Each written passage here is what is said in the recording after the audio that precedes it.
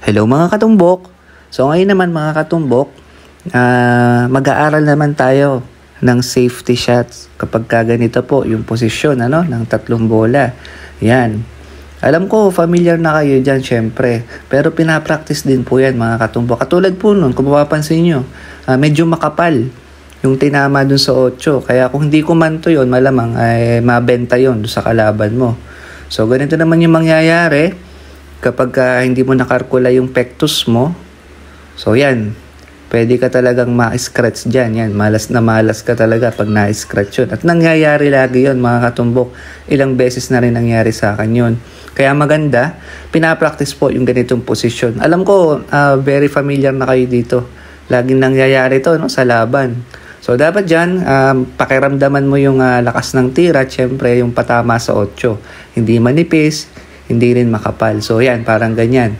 Yan, yung pangatlong tira natin dyan, kung mapapansin nyo, ang ganda. Tumikit pa yung pamato. So kahit jump cue, mahihirapan yung kalaban mo. Tapos yan, ganyan, iba-ibahin mo yung posisyon ng pamato. Syempre, yan, magkatapat naman sila ngayon. So kailangan dito, medyo manipis na. Tapos medyo malakas yung ikot o yung pectus. Yan, ganyan mga katumbok. Kasi pag napakapal pa yun, mabibenta na yun mga katumbok. So, yan, papraktisin nyo po yan. Yan, panoorin nyo muna. Tapos, iipod na naman natin yung pamato, papunta dito sa kanan. Para iba't iba po. Yan. Kakarkulahin mo dyan, tsaka papakiramdaman mo talaga dyan yung pectus, mga katumbok. Yung, pansin nyo doon, dapat manipis na yung tama sa 8. Yan, no. Yan, na-cover pa rin siya, no. Yan. So, bago matapos yung video natin, syempre, hindi mawawala yung shoutout. So, unahin ko po itong si Eric Fiesta. Yan po, yung tirador ng Cagayan Valley.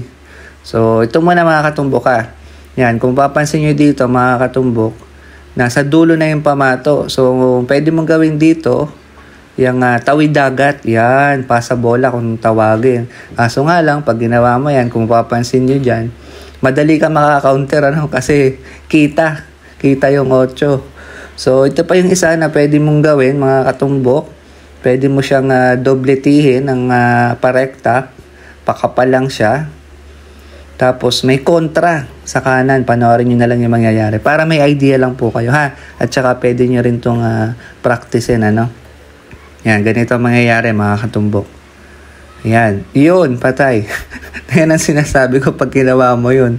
Pwedeng ma-retro ko, Yan. Kaya itong placing na to, hindi siya talaga advisable pag hindi mo kabisado. Mahirap to. Ganito yung mangyayari mga katumbok pagka maganda yung tinama. Yan, pakapal, tas kontra. Yan, pwede talagang ma-cover. Shoutout ko na rin si Sir Melvin, Manalang. Shoutout sa'yo.